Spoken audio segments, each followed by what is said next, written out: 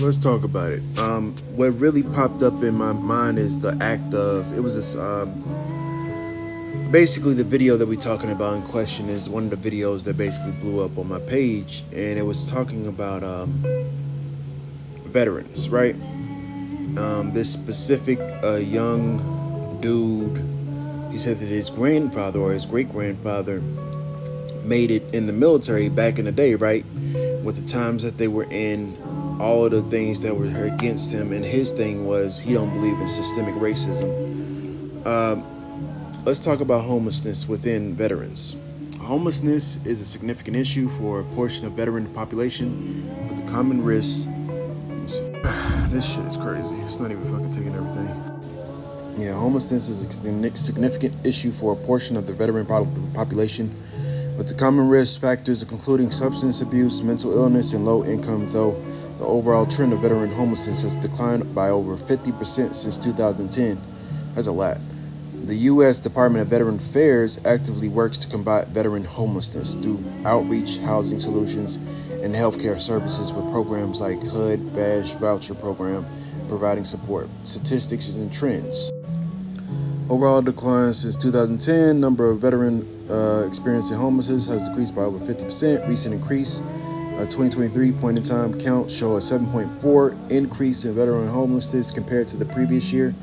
Demographics: about 1 in 11 homeless individuals is a veteran. Black black veterans. Yeah, black veterans are significantly overrepresented among the homeless population, making up approximately 1/3, around 31 to 33% of all homeless veterans, while only comprising about 12 to 14% of the total veteran population. This overrepresentation is attributed to systemic issues like housing discrimination, healthcare disparities, and biased military disciplinary actions and discharges that increase risk for black veterans. Disproportionate representation. Higher percentage of homeless population. Black veterans constitute a significantly larger portion of the homeless veteran population than their representation in the overall veteran population, right? Contributing factors. We're going to skip to that. There's similar rates of homelessness in some studies. One study shows African Americans had higher rates of homelessness, 26% versus 10% among utilizing veterans compared to other groups, though this was in a specific subset of veterans. Black veterans face disparities in the VA benefits system and other social services. Post-service challenges. Racial discrimination and bias experienced during services can continue in civilian, creating barriers to stable housing and employment. Unmet needs, need for tailored support. Listen, these are black people that I was talking about. The aspects of these are black people that have done the work in a sense of they're not just talking about it. Like I said before, I think that there should be aspects of politicians, or even not even just politicians, just black people that are activists in this field talking on these things, not an entertainer. I think I told you before where I had somebody in my comment section talking about some aspects of, well, Amanda Seals is, if it's not Amanda Seals to talk about it, then who's going to talk about it? At least she keeps us aware. No, this is entertainment. We got to be clear on this is entertainment.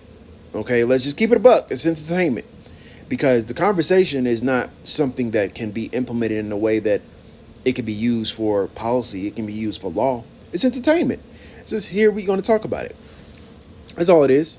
We're going to talk about it. Because guess what? Guess who else said that we're going to talk about it? The HR 180 or 340, one of them HRs, they basically said that we're going to talk about reparations. We're not going to actually fix reparations or fix a plan to set up some type of reparations. We've been talking about it, and that's another thing I wanted to say to that comment. I think I said it before. Like, are you serious? Like, we've been talking about it for like over 400 plus years. Let's get some people that actually can do something about it. I already worked in this field. So it's like, again, a lot of this shit that I've showed y'all, quick, simple Google. But the thing about it is, nobody wants to do their fucking research. Nobody wants to do the work. So, again, I'm just here to just basically I guess, laugh and play with y'all too. Because at this point, I'm not gonna stress myself over what y'all should and should not know. That's on y'all. But I do appreciate the black veterans that have been through the bullshit, been through the worker. I appreciate all veterans, people that go out and fight for the country, but specifically black veterans that got to go through the bullshit, because I understand that once they get out of um, they get out of their suit, their army suit, they're looked at as just a nigga.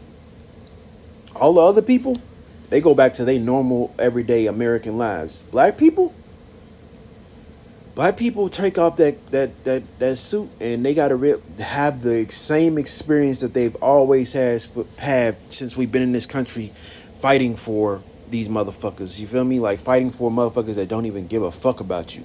That's why like it kind of like it's that's a deeper, darker, bro. I be thinking about that shit like, how do you like fight for a country off of the strength, you know what I mean? Because you love this country and you love what it provides, but you come back, you take off that uniform, and you looked at as just a regular nigga that's lazy. You know what I mean? You looked at as, you know what I mean? And there's not always the case, clearly.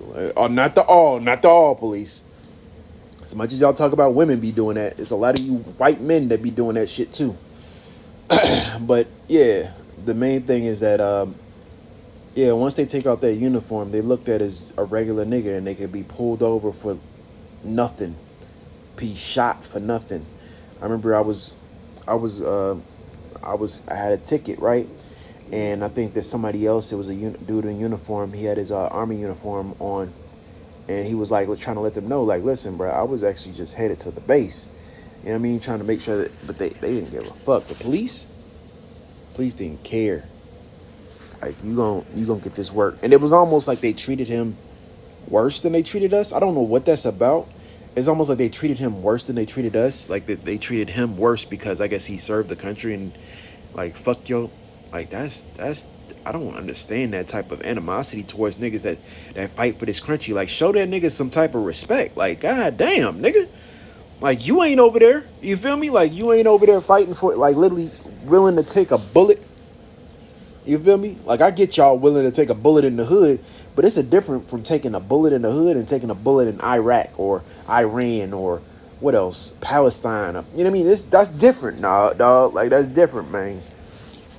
But yeah, it's like, y'all white people that be jumping in my comment section, y'all funny. Y'all funny. I'm laughing with y'all. I remember one time I said, America, fuck yeah. And then somebody else said, yeah, hell yeah, boy. Hell yeah.